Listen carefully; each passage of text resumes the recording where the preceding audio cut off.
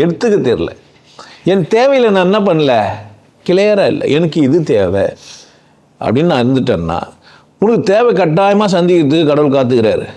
நீ என்ன பண்ணல, உன் தேவையில்லை, அக்கறையாகவே இல்லை, உனக்கு சொல்லித்தரலன்ற. நான் உனக்கு என்ன தேவைன்னு உன்னே கேட்கல. நீ எல்லாம் அழகான பொம்பளை கேட்டால் நீ என்ன கேட்டுனுக்கிற?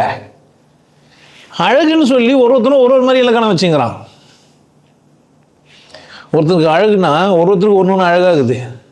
ஒரு 20 பொம்பளை ஒன்றா நிற்க வச்சிரு, யார் அழகுன்னு நீ சொல்லு, நான் பார்க்குறேன். கடவுள் இது 20 பேரையும் அசிங்கமாக செஞ்சுருப்பாரா? எல்லோரும் இப்படி தான் செஞ்சுருப்பாரு. நீ அழகுன்னு நீ குள்ளமாக இருக்கிறவங்கள நினைக்கிறியா, உயரமாக இருக்கிறவங்கள நினைக்கிறீங்க?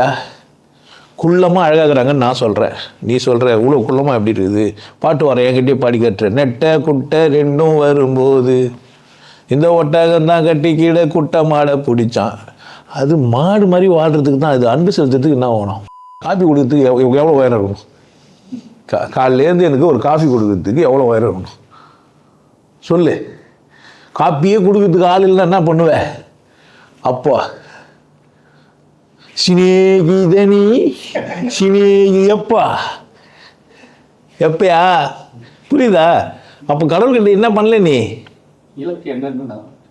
உன் தேவையே தெரியல, அவங்ககிட்ட போய் கேட்டுக்கிறியா? அந்த இல்லைனாவான் உங்களெல்லாம் பார்த்து அப்படியே பயப்படுறான். ஐயோ இவங்களை ஏன்டா நம்ம படித்தோம், இல்லை வர நம்மளை சந்தேகப்படுற அளவுக்கு ஒரு ஆயிட்டானுங்களே.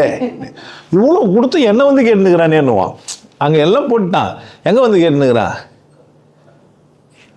புரியுதா? அதுவும் சின்ன தோட்டத்தில் இருந்தால் 10 வெளியே அமிச்சு விசாலமாக வாழுங்கடான்னு அமிச்சா என்ன பண்ணுக்கிறீங்க? இங்கே வந்து பேர் கூட